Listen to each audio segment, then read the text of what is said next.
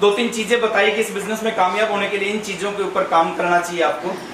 मैं घर पे आया और मैंने डिसीजन लिया कि कल से कॉलेज नहीं जाएंगे, कल से फुल टाइम आरसीएम करेंगे। एक साइकिल होता था मेरे पास में और 2 किट खरीदी मैंने आरसीएम की, 1280 रुपए देके 2 किट खरीदी, 2560 रुपए देके 2 किट खरीदी। साइकिल के पीछे कैरियर के ऊपर 2 किट रखी और निकल पड़े इस बिजनेस को करने के लिए। पहले व्यक्ति को समझाया, हेलो यस, उसने बात सुनी नहीं पूरी, वो 2-3 मिनट सुनने के बाद उसने बीच में मेरे को रोक दिया। दूसरे को समझाया, चाचा जी थे मेरे उनको समझाया, एक फ्रेंड थे मेरे बिल्कुल पड़ोस में रहते थे उनको समझाया, एक पड़ोसी थे भाई साहब रहते थे उनको समझाया। 9 लोगों को समझाया मैंने और क्या रिजल्ट आए होंगे सर? यस, 9 लोगों को समझाया और 9 के 9 ने, किसी ने बात को सुना और किसी ने बिना सुने ही मना कर दिया, यानी 9 के 9 ने इस बिजनेस के लिए मना कर दिया। अब मोटिवेशन तो खूब था, चार्जिंग तो खूब थी, ये था कि यार करना है, एक आईएएस कर रहा तो मेरे को भी करना है बिजनेस। लेकिन जब 9 लोगों ने मना कर दिया तो मोटिवेशन थोड़ा कम हुआ। मेरे को लगा ये हो क्या रहा है। मैंने सुरेंद्र वस्त जी, जिन व्यक्ति ने मेरे को ज्वाइन करवाया, एक बार मैं जोरदार तालियां चाहूंगा।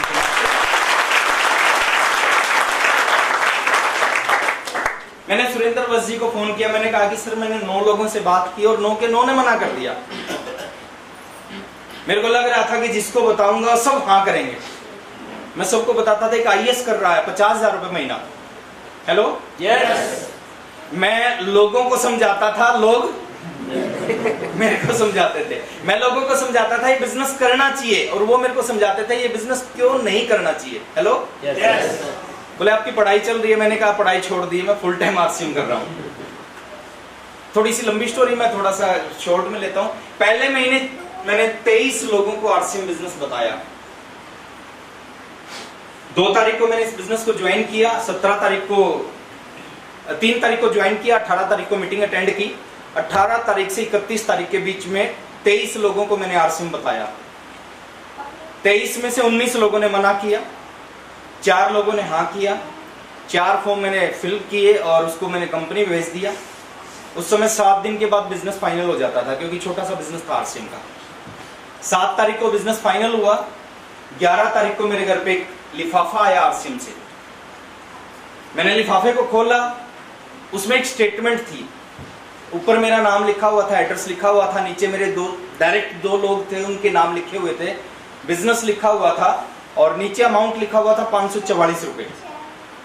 मैंने लिफाफे को खोला, स्टेटमेंट को निकाला, स्टेटमेंट के अंदर एक चेक था।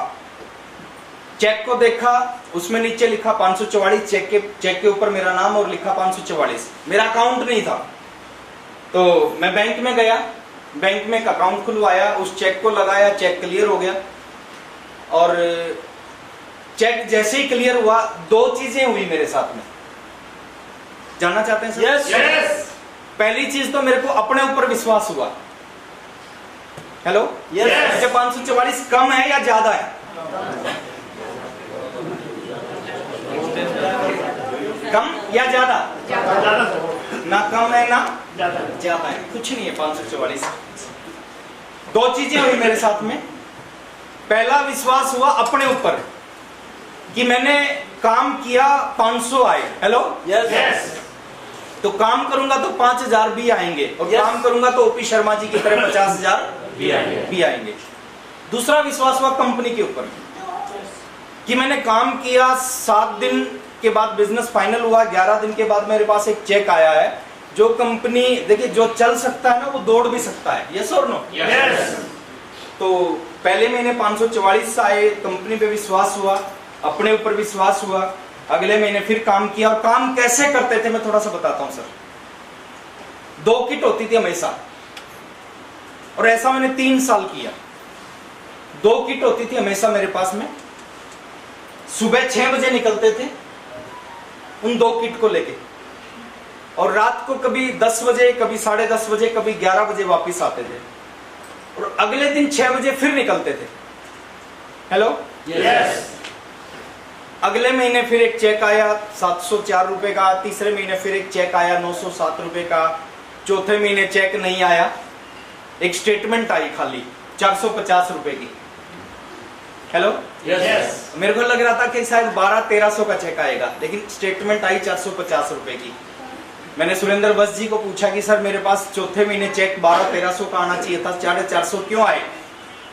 उन्होंने कहा इस बार आपकी डाउनलाइन में 2 लोगों को चेक गए हैं, इसलिए आपका चेक कम हो गया। और ये आपके लिए अच्छी बात है, जब आपके ग्रुप में चेक जाएंगे तो आपका चेक आने वाले समय में बहुत बड़ा हो जाएगा। तो तीसरे महीने चौथे महीने 450 रुपए की स्टेटमेंट आई। उसके बाद मैं 1 साल मैंने इस बिजनेस को किया इसी तरह सुबह से रात तक, और 1 साल में एक बहुत अच्छे रिजल्ट मेरे पास आए। क्या आए बता दो सर? Yes. 1 साल तक सब कुछ छोड़ दिया था, ना किसी शादी में जाते थे, ना किसी फंक्शन में जाते थे, ना किसी रिश्तेदार के घर जाते थे। सुबह से शाम तक एक ही चीज। Hello, Yes. सुबह 6 बजे से रात को 10, साढ़े 10, 11 बजे तक आरसीएम। रात को जब आके सोते थे तो सपने में भी आरसीएम आता था। 1 साल काम किया इस बिजनेस में इसी तरह, इसी जुनून के साथ, डेली 30 के 30 दिन काम किया। और ओपी शर्मा जी ने कहा था कि हर महीने एक मीटिंग में जरूर आना अगर आपको इस बिजनेस में कामयाब होना है। और मीटिंग कहाँ होती थी सर? मीटिंग 2 जगह होती थी उस समय पूरे हिंदुस्तान में, क्योंकि आरसीएम की शुरुआत थी। एक भीलवाड़ा होती थी जो जींद से 550 किलोमीटर था, और दूसरी जयपुर होती थी जो जींद से 350 किलोमीटर था। तो उन्होंने कहा कि हर महीने मीटिंग में आओ अगर आप कामयाब होना चाहते हैं। तो हम 8 लोग थे, हर महीने एक सुमो बुक करते थे, और भीलवाड़ा होती थी तो भीलवाड़ा जाते थे, और जयपुर होती थी तो जयपुर जाते थे। अभी भीलवाड़ा जाने में 6 घंटे लगते हैं, 6 साढ़े 6 घंटे में 7 घंटे में भीलवाड़ा पहुंच जाते थे। उस समय 9.5 घंटे लगते थे भीलवाड़ा में, 7 घंटे जयपुर में लगते थे, क्योंकि उस समय सड़क डबल हाईवे नहीं बना था। तो हम लगभग 18 घंटे का सफर करते थे और 2 घंटे की मीटिंग अटेंड करते थे। Hello, Yes. 9 घंटे जाने में, 9 घंटे और 2 घंटे की मीटिंग होती थी।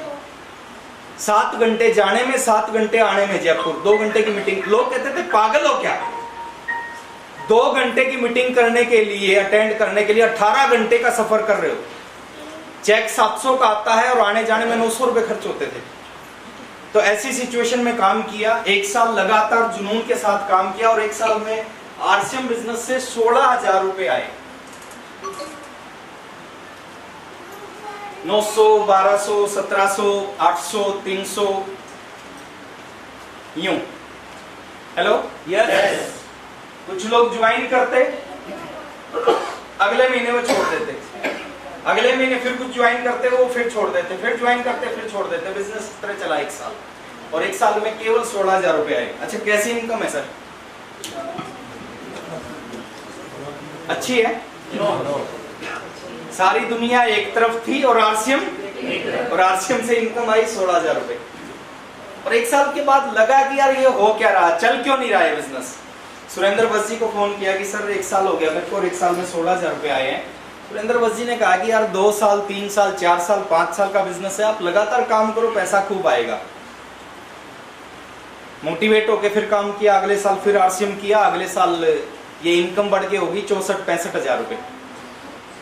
7,000, 3,000, 5,000, 6,000 इस तरह हुई, अगले साल हुई 65,000। ये 2 साल की कहानी है, लेकिन इसी जुनून के साथ आरसीएम किया, जुनून को कम नहीं किया। पैसा ज्यादा नहीं आया, लेकिन जुनून इसी तरह रहा, सुबह से रात तक आरसीएम करना।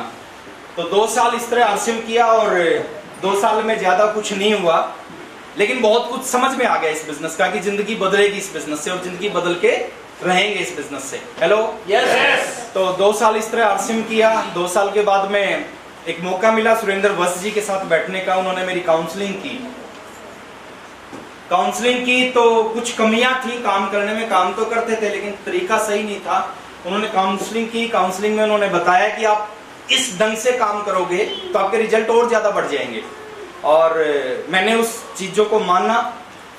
बहुत सारे लोगों की हम काउंसलिंग करते हैं, तरीके बताते हैं, तो लोग कहते हैं जी 2 कान भगवान ने इसलिए दिए, एक से सुनो और दूसरे से निकाल दो। लेकिन मैंने ऐसा नहीं किया, एक से सुना, दूसरे से सुना, उसको अंदर बैठा लिया और काउंसलिंग की। काउंसलिंग के बाद में उस तरीके से काम करना स्टार्ट किया। Hello, Yes. काउंसलिंग का मतलब समझते हैं क्या सर?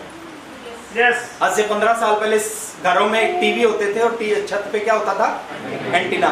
और कई बार टीवी खराब हो जाता था, पिक्चर नहीं आती थी, तो हम क्या करते थे, टीवी को ठीक नहीं करते थे, एंटीना को घुमाते थे। यस या नो? Yes. और जब एंटीना घुमाते थे तो कई बार पिक्चर डायरेक्शन पकड़ता था एंटीना और पिक्चर साफ आ जाती थी। तो उन्होंने काउंसलिंग की, मेरे एंटीने को सेट किया और मैंने उनके हिसाब से काम करना चालू किया 2 साल के बाद में। और 25वां महीना, 26वां महीना, 27वां, 28वां, 29वां महीना और 30 महीने लगे मेरे को इस बिजनेस में रॉयल्टी पे पहुंचने में। 30वें महीने में आरसीएम का रॉयल्टी अचीवर बना। हेलो। Yes. और जो रॉयल्टी का जो चेक आया वो आया 26,305 रुपए का। बहुत बड़ा चेक था मेरी जिंदगी का। मेरे फादर जॉब करते थे जब मैंने आरसीएम शुरू किया, 8,500 रुपए कमाते थे। 28 साल हो गए थे उनको जॉब करते करते। 2.5 साल के बाद उनकी सैलरी बढ़ के होगी 10,500। मैंने आरसीएम शुरू किया, पहले महीने 544 रुपए का चेक और 2.5 साल के बाद 26,305 रुपए का चेक। हेलो। Yes. और जिंदगी का पहला सपना पूरा किया उस चेक को लेने के बाद। बहुत सारे लोग अभी एक कह रहे थे कि हमने कभी जिंदगी में, पवन जी कह रहे थे कि बाइक के बारे में नहीं सोचा था। तो मैंने भी कभी बाइक के बारे में नहीं सोचा था। पहला सपना पूरा किया, 26,305 का चेक कैश करवाया, 15,000 रुपए डाउन पेमेंट दी और एक बाइक लेके आया। वो मेरे परिवार की पहली बाइक थी, उससे पहले किसी ने बाइक नहीं खरीदी थी। तो पहला सपना पूरा किया, बाइक लेके आया। उसके बाद मैं उस बाइक को खूब चलाया आरसीएम में। 100 kilometre, 150 kilometre, 200 kilometre, 300 kilometre, 350 kilometre उस बाइक पे गए और काम किया। और बाइक में दिक्कत क्या थी सर? गर्मी में गर्मी लगती थी और ठंड में ठंड लगती थी। तो उस बाइक के ऊपर खूब काम किया और एक ड्रीम बनाया कि इस बिजनेस में इतना काम करना है, इतना काम करना है, इस बिजनेस से गाड़ी खरीदनी है। एक बहुत बड़ी चीज थी उस समय ये सोचना कि इस बिजनेस से गाड़ी खरीदनी है। तो 31वां महीना, 32वां महीना, 33वें महीने में मैंने इस बिजनेस में टेक्निकल क्वालिफाई किया। उसके बाद इस बिजनेस से इनकम बढ़ने लगी। 2.5 साल खूब परीक्षा ली इस बिजनेस ने। हेलो। खूब ऐसे मौके आए कि मैं आरसीएम को छोड़ सकता था, लेकिन मैं आरसीएम को नहीं छोड़ा। 2.5 साल के बाद इस बिजनेस में रॉयल्टी आई, इनकम आना शुरू हुई। फिर मैं इस बिजनेस में टेक्निकल पे गया और टेक्निकल पे जैसे पहला चेक आया मेरा टेक्निकल का, वो आया 50,049 रुपए का। हेलो। Yes. बहुत बड़ा चेक था उस समय का, 50,049 रुपए एक महीने में। आज भी एक अच्छी इनकम है। यस और नो? Yes. आज से लगभग 15 साढ़े 15 साल पहले बहुत अच्छी इनकम थी एक महीने की, 50,049 रुपए। टेक्निकल के ऊपर मैंने काम किया इस बिजनेस में। फिर कुछ समय के बाद मैं इस बिजनेस से अपना दूसरा ड्रीम पूरा किया। मैंने इस बिजनेस के पैसे से एक कार खरीदी, कार। हेलो। Yes.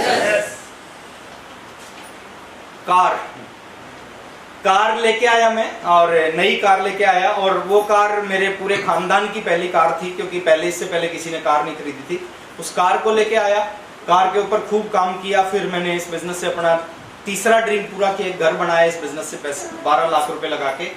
फिर दूसरी कार लेके आया इस बिजनेस से, फिर दूसरा घर बनाया इस बिजनेस से। फिर मैं दिल्ली शिफ्ट हो गया इस बिजनेस की वजह से। आज से 10 साल पहले दिल्ली में मैंने किराए का घर लिया और 3 महीने के बाद 2 करोड़ रुपए का घर मैंने दिल्ली में लिया, अपनी जिंदगी का तीसरा घर इस बिजनेस से। और फिर बहुत सारे सपने इस बिजनेस से पूरे किए। मैं जिंदगी में कभी हवाई जहाज में नहीं बैठा था। 24 साल की उम्र में मैं पहली बार हवाई जहाज में बैठा। हेलो। Yes. और जब पहली बार बैठा और हवाई जहाज 35-40 हजार फीट की ऊंचाई पे गया,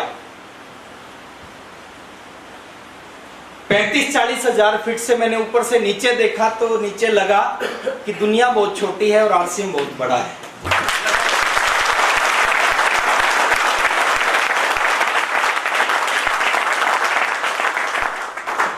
फिर दिल्ली में घर लिया, फिर इस बिजनेस से नेक्स्ट कार ली। और लगभग इन 19 सालों में, शुरू के अगर 2.5 साल निकाल दूं, जिस 2.5 साल में बहुत सारे चैलेंज आए, कोई पैसा नहीं आया, बहुत समस्या आई, अगले लगभग 16.5 साल इस बिजनेस ने जिंदगी को बदल के रख दिया। हेलो। Yes. अभी मैंने अपनी जिंदगी का चौथा घर लिया है इस बिजनेस के पैसे से। हेलो। Yes. और वो घर नहीं है सर, वो एक ड्रीम हाउस है। जो एक घर में होनी चाहिए वो सारी चीजें उस घर के अंदर है। हेलो। Yes. पर्सनल गार्डन उस घर के अंदर है। दिल्ली जैसी जगह पे इस तरह के घर नहीं मिलते, छोटे छोटे फ्लैट होते हैं। पर्सनल गार्डन उसमें है, पर्सनल लिफ्ट उसमें है, पर्सनल स्विमिंग पूल उसमें है, पर्सनल थिएटर उसमें है, सब कुछ उसमें है। और थोड़ी देर पहले एक गाना चल रहा था सपना चौधरी का, मैंने घर लिया और मेरे सामने वाला घर सपना चौधरी ने लिया, पड़ोसन ने लिया।